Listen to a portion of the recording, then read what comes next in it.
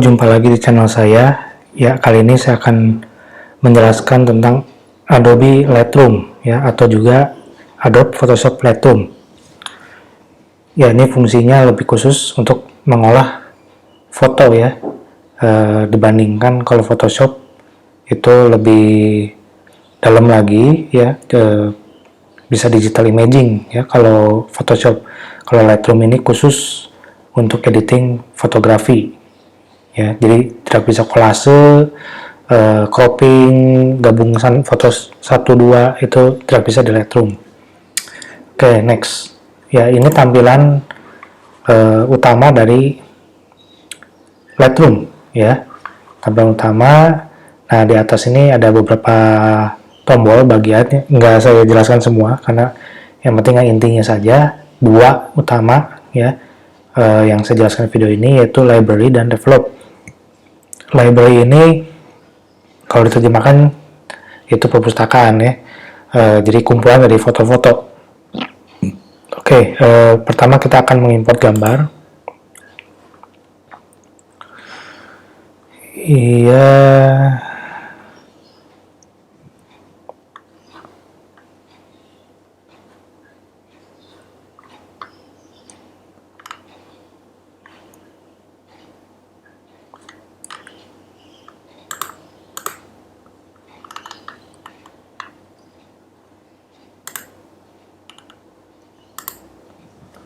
Ya, ini saya siapkan beberapa foto ya untuk penjelasan kali ini. Lalu setelah foto-foto yang terpilih yang terchecklist ini, kita klik import. Ya, seperti ini tampilannya. Nah, jadi tampilan utamanya tadi ada 4 bagian ya. Yang pertama sebelah kiri ya, ini ada navigator. Oke, lanjut ya. Setelah dipilih foto yang mau diedit, selanjutnya kita klik develop. Nah, di sini tampilan sebelah kiri ya, ada preset. Kalau preset ini ibaratnya filter ya, jadi bisa kita coba ya, bisa terlihat hasilnya.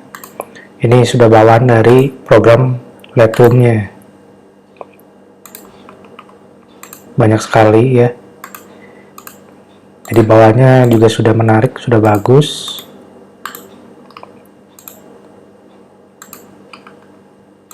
Bisa ya, nggak cuma hitam putih, tapi nuansa-nuansa dingin, atau ibaratnya mau foto seperti pakai roll film ya, seperti roll film dari Fuji, dari Kodak ya. Jadi banyak sekali, bahkan sampai video pun ada begitu ya, seperti efek video ini ya. Oke, ini yang sebelah kiri ya. Lalu sebelah kanan di sini ada untuk editing ya. Nanti akan saya jelaskan lebih baik nanti di bagian sini begitu ya. Ini panjang sampai bawah, banyak fungsi-fungsinya. Lalu sebelah bagian bawah ini yaitu film strip ya. Jadi ini kita bisa pilih foto yang mau kita edit begitu ya. Nah, lalu yang bagian tengah ini yaitu preview ya. Jadi apa yang kita edit, baik pakai yang sebelah kiri atau yang sebelah kanan, itu tampilannya di tengah ya. Ini bisa kita klik ini before after begitu ya. Oke.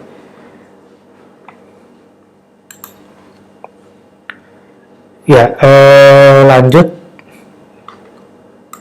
ya, saya pakai contoh foto yang selanjutnya. Nah, kita masuk ke bagian edit ya. Pertama di sini ada histogram. Histogram ini menampilkan detail ya, dari ISO, lensa yang dipakai, bukaan berapa ya, speednya berapa, sepersekian detik, itu ditampilkan di sini ya. Dan ada grafiknya ya. Jadi grafiknya ini menjelaskan terdiri dari beberapa bagian ya. Ada black, ada shadow, ada exposure, ada highlight dan whites gitu ya. Secara keseluruhan. Jadi foto ini terdiri dari beberapa bagian tadi yang saya sebutkan gitu ya. Lalu di bawahnya ini ada beberapa fitur juga editing. Pertama ada crop overlay ya. Ini fungsinya untuk cropping gitu ya. Nah, ini bisa dilihat kalau hasil akhirnya seperti ini gitu ya kalau di cropping. Nah, ya itu crop. Lalu ada spot removal ya, ini untuk menghilangkan noda begitu ya. Lalu ada red eye ya, kalau misalnya fotonya ada mata merah bisa pakai ini red eye ya.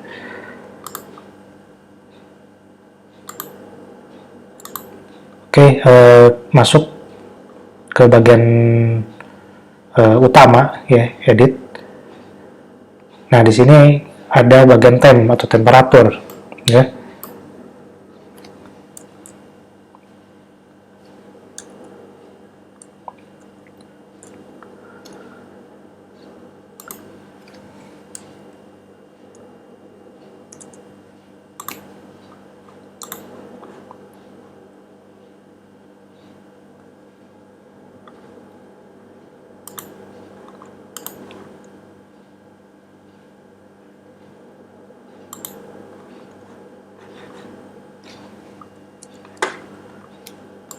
Ya,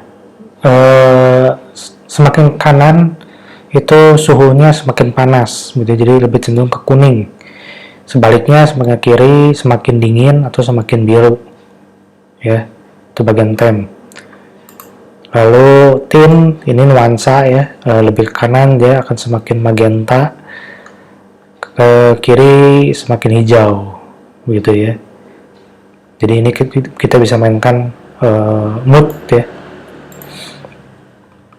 Oke, selanjutnya kita masuk ke ada exposure ya. Semakin ke kiri semakin terang ya, semakin putih begitu. Jadi seolah cahayanya sangat, begitu kita foto sangat terik begitu ya. Sebaliknya semakin kiri semakin gelap ya. Jadi ini secara keseluruhan gelap terangnya. Selanjutnya kontras ya. Semakin ke kanan semakin kontras, jadi yang terang makin terang, yang gelap makin gelap. Sebaliknya ke kiri ya, kekontrasannya sangat tipis begitu ya, warnanya muncul semua. Untuk yang gelap, yang warna hitam, yang enggak hitam mutlak, dan yang putih pun cenderung agak ke abu begitu ya. Itu fungsi dari kontras. Oke, saya reset, saya kembalikan seperti ini. Selanjutnya ada 4 bagian ya, highlight. Ini semakin kanan semakin terang ya, yang bagian terang, bagian cahaya semakin terang begitu ya. Tapi sebaliknya semakin kiri semakin gelap. Nah, lalu kalau shadow yaitu bayangan ya, kalau semakin kanan area yang tadinya bayangan agak gelap menjadi lebih terang. Sebaliknya kalau ke kiri ya dia semakin gelap semakin hitam gitu ya. Lalu whites ya, kalau whites cenderung keseluruhan ya, semakin kanan semakin terang, tapi yang bagian terang ya. Kalau yang bagian gelap, shadow, dia tidak ikut. Semakin kiri, semakin gelap. Nah, kalau black, ya, yang warna yang cenderung hitam, ya, termasuk shadow, ke kanan dia akan makin terang. Sedangkan semakin kiri akan semakin gelap, semakin hitam. Ya, itu. Ada juga pilihannya auto. Ya, kalau auto dia akan disesuaikan berdasarkan dari aplikasi ini ya, tapi lebih baik jangan pakai auto begitu ya. agar ciri khasnya dari kita itu keluar begitu ya. Oke, selanjutnya presence. Sebelah kiri clarity ya. Clarity ini semakin kanan dia semakin tegas ya. Semakin tegas ya. Warnanya semakin kontras ya. Perhatikan di misal bagian leher ini ya. Semakin tegas ya shadow-nya. Semakin ke kiri semakin halus gitu ya. Malah jadi kesannya seperti cat air ya, lukisan cat air. Lalu vibrance ya, semakin kanan warnanya semakin kuat ya, hampir mirip dengan saturation ya. Semakin kiri semakin warnanya makin hilang, tapi masih ada warnanya, tidak menjadi hitam dan putih gitu ya. Berbeda kalau dengan saturation, dimana kalau semakin ke kiri ya hitam putih ya, tapi dia semakin kanan warnanya semakin pekat. Jadi memang lebih enak kita mainkan di vibrant ya, begitu.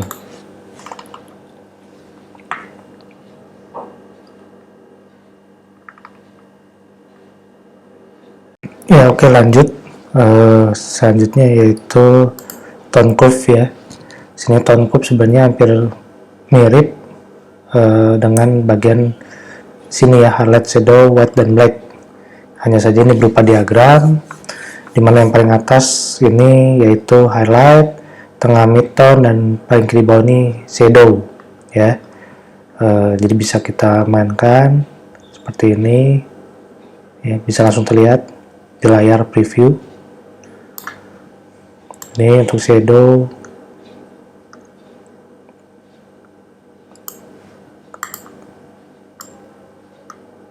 ya, seperti itu.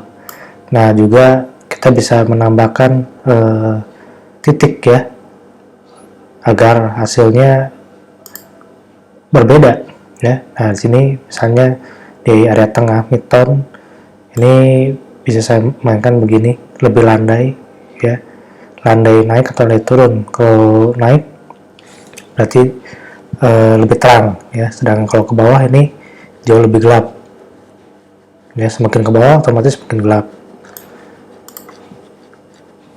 Selain satu titik bisa juga ditambah beberapa titik ya. Saya misalkan tambah 2 titik sini ya. Nah, jadi bisa kita mainkan seperti ini, terus seperti ini ya. Ini tetap di tengah ya, yang bagian shadownya yang kita mainkan bisa seperti itu ya. Nah, ada tadi kita memakai channel RGB. Nah, ternyata bisa juga dimainkan per channel ya. Ada red, ada green, dan ada blue. Jadi kita mainkan per channel per warna, misalnya red ya. Di bagian red mungkin rednya kita turunkan ya, agak kita turunkan. Lalu bagian green, mungkin bagian green bisa kita turunkan juga. Di bagian blue-nya mungkin kita bisa naikkan, atau kalau sama turunkan jadi seperti ini ya. Ini misalnya saya naikkan dikit, nah hasilnya jadi seperti ini gitu ya. Nah, before afternya seperti ini ya. Kalau tadi saya custom per channel ya, gitu. Oke, saya kembalikan. Itu tadi tone curve ya. Selanjutnya di sini kita bermain dengan color tone ya. Terbagi lagi, ada HSL, ada color, ada black and white, B and W ya. Pertama di sini yang HSL ya, itu singkatan dari hue, saturation, dan luminance ya. Kalau tadi saturation seperti contoh di sini ya, kalau ini kan udah keseluruhan. Hanya saja kalau di sini dipecah lagi menjadi beberapa bagian. Misalnya hue-nya ya, hue khusus bagian warna merah. Ini merahnya mau kemana nih? Apakah lebih ke kuning atau lebih ke merah begitu ya. Lalu misalnya warna oranye mau lebih ke kuning ya, otomatis warna kulit nih ya, kulitnya menjadi lebih kuning ya, atau sebaliknya semakin merah ya. Oke, saya coba zoom ya. Nah, jadi kita bisa mainkan warna kulit ya, skin tone-nya. Yellow sama ya, bagian yang warna kuning itu mau kemana nih? Apakah lebih ke oranye atau ke hijau? Ya, dan seterusnya ya, bisa kita mainkan. Selanjutnya kita ke saturation. Nah, kalau sama ini dipecah lagi menjadi beberapa warna ya. Misalnya bagian merah red ya, semakin kanan berarti otomatis yang merah itu semakin pekat ya, terlihat di warna baju ya. Tuh kuning misalnya ya, kuningnya semakin ke kanan semakin pekat, misalnya di area lampu sini nih ya, sangat terasa. Kalau orange karena warna kulitnya masuk ke area sini ya, jadi semakin kanan semakin oranye begitu ya. Dan misalnya magenta, ini kan warna bajunya cenderung magenta, nah ya terasa berubah warnanya ya. Itu saturation. Luminance ya ini kecerahan gitu ya. Jadi misalnya bagian rednya kita geser ke kanan, nah semakin terang ya. Misalnya bagian bibir nih ya,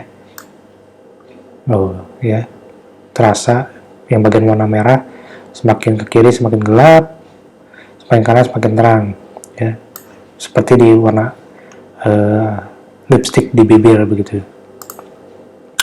Orange ya, warna kulit semakin cerah semakin putih ya, semakin kiri semakin gelap ya, dan seterusnya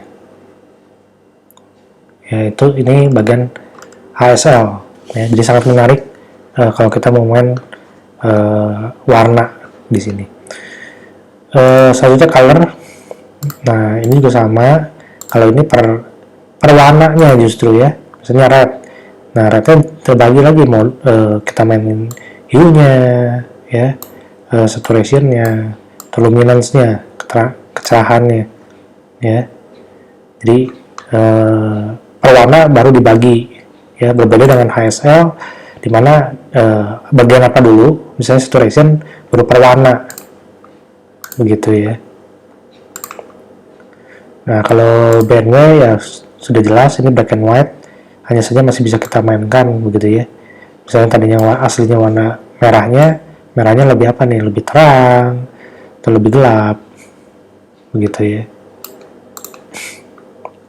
Itu black and white. Ini kita bermain di warnanya ya. Next kita ke split toning ya. Terbagi lagi ada highlight, ada shadow ya.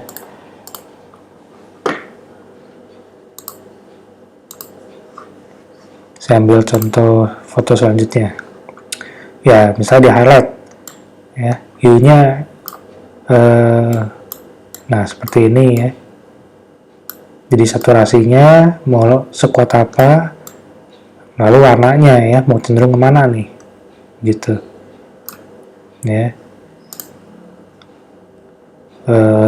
Kalau shadow, kita mainkan shadow kekuatannya mana dulu, lalu hue-nya mau kemana ya, warnanya lebih kemana.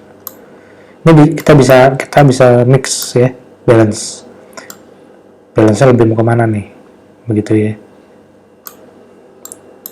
Jadi bisa kita mainkan ya, split toning. Tergantung dari kita. Kalau misalnya di editing bagian color ya, color tone masih belum puas, bisa main split toning.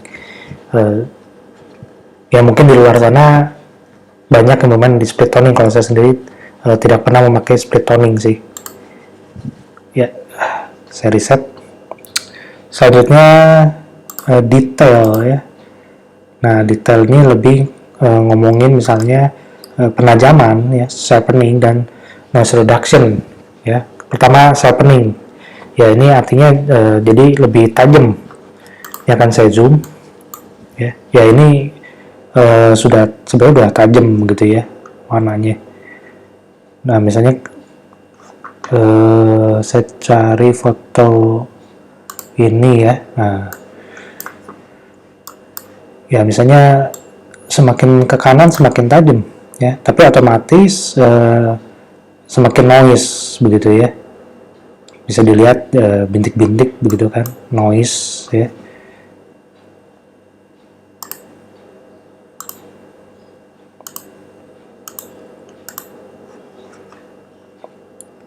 Ya semakin ke kanan semakin tegas. Bisa juga mainkan radiusnya ya, detailnya, lalu maskingnya ya. Tapi yang paling penting di bagian amount ya, semakin kuat ya hasilnya seperti ini ya. Kalau mungkin dari jauh nggak begitu terasa ya, tapi begitu di zoom sangat terasa ya. Coba saya reset ya, kalau dari jauh kan nggak begitu terasa, tapi begitu di zoom begitu saya naikkan terasa sekali ya. Pori-porinya gitu ya, noise-nya, rambutnya, jadi sangat terasa di bagian sharpening. Selanjutnya di noise reduction ya, ini untuk mengurangi noise ya. Kalau di sini kan sebenarnya noise-nya sudah sangat tipis begitu ya. Kalau semakin ke kanan otomatis semakin ngeblur ya. Jadi malah ketajamannya berkurang, kesannya malah jadi seperti lukisan gitu ya. Jadi tergantung penggunaannya ya. Ya baik lagi kalau dilihat dari jarak jauh detailnya nggak begitu terasa ya, tapi begitu di zoom terasa sekali ya. Lalu color ya sama ya, untuk masih di bagian noise reduction, hanya saja ini lebih khusus ke bagian warna ya, detail, smoothness-nya tuh. Oke, masuk selanjutnya ke lens correction ya. Saya ambil contoh foto lain, misalnya ini ada beberapa bagian ya, saya jelaskan bagian manual ya.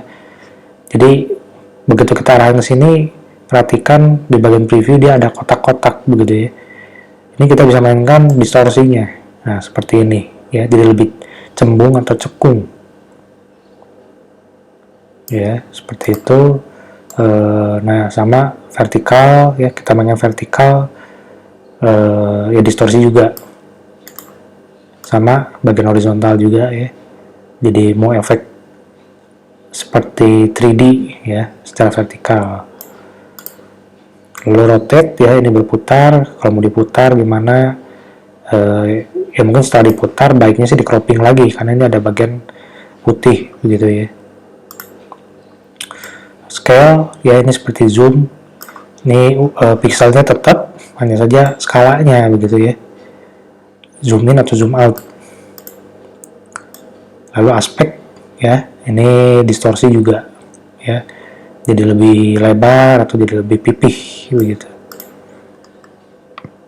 Lalu lens vignetting ya, jadi ini kalau kita foto pakai hood ya, lensanya ada hood semacam tudung begitu ya, kan jadi si fotonya tuh pinggirnya cenderung agak gelap ya. Nah hanya saja kalau di sini mau jadinya ke gelap atau ke terang begitu ya, ini kalau ke kanan ya sudut-sudutnya jadi lebih terang ya kalau kalian perhatikan, tapi kalau semakin kiri ya ini jadi lebih gelap ya, bermain dengan vignette tuh. Oke, Ini sih jarang dipakai juga ya.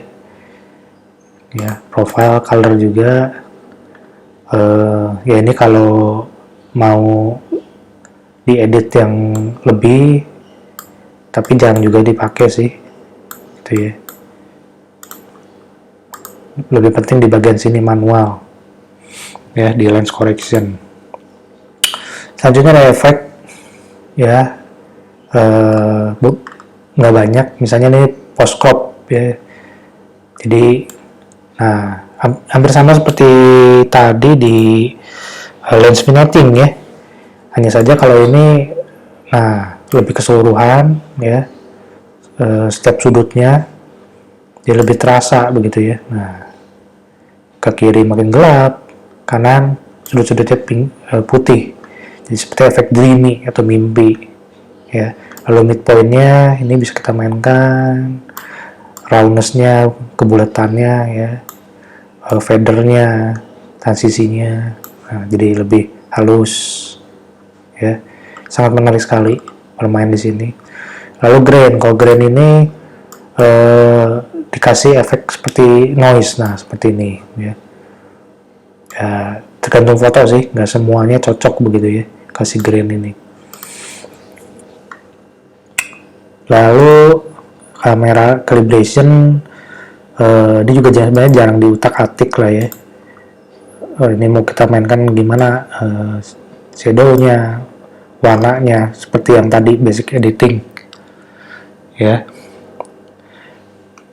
Oke, yang terakhir yaitu bagaimana kita mengekspor ya. Kita pilih file, export gitu ya. Exportnya ada beberapa pilihan juga gitu ya. Ada yang untuk ukuran JPEG full, DNG, ada yang untuk email jadi lebih kecil berarti ya. Kita coba di ekspor ini ya, simpan di mana, bisa di hard disk, hard drive, lokasinya di mana nih, mau spesifik ya, berbeda, atau di lokasi yang sama persis yang kita edit. Bisa juga dimasukkan di dalam bikin subfolder baru ya. Di sini aplikasi menyarankan yaitu di subfolder yang bernama edited begitu ya. Ini bisa kita ubah juga sih, bisa kita ganti ya. Lalu file yang ada mau diapain ya, bisa di override ya, bisa di skip gitu, atau dia menanyakan penamaan ya. Kalau tidak diubah berarti dia tetap sama ya, begitu. Nah ini bagian file setting ya, bisa jadi JPEG, PSD, TIFF, DNG, dan original. Quality-nya ya, saya sarankan full di 100% saja. Warna ini tergantung ya, nggak masalah sih, standarnya di sRGB saja. Bisa kita limit ukurannya ya. Bisa diukur, mau diubah lagi tinggi dimensinya begitu ya, mau jadi berapa piksel begitu kan resolusinya. Kalau enggak ya udah, nggak usah dinyalakan. Ada pilihan sharpening lagi ya, selain yang tadi di sini. Metadatanya ya, ini nggak perlu diubah. Watermark begitu ya, bisa kita kasih watermark. Lalu post pro selanjutnya apa nih, mungkin kita show in Finder gitu ya, jadi bisa kita lihat hasilnya seperti apa. Oke, langsung kita klik export ya. Ini hasilnya yang setelah diedit seperti itu ya. Tadi kan bikin subfolder baru ya, edited. Oke, itu aja penjelasan dari Lightroom yang pada saat ini ya. Yang paling pentingnya ya di sini, fungsinya nggak terlalu banyak ya, nggak serumit dari Photoshop begitu ya, tapi cukup menarik ya bermain di Lightroom ini ya. Ini before afternya bisa kita mainkan ya. Nah bisa begini juga before afternya, setengah ya, atau atas bawah kalau layarnya besar ini lebih asik begitu untuk editingnya ya. Oke, itu aja penjelasan dari video kali ini. Jangan lupa untuk like, subscribe dan share ya. Sampai jumpa lagi. Terima kasih.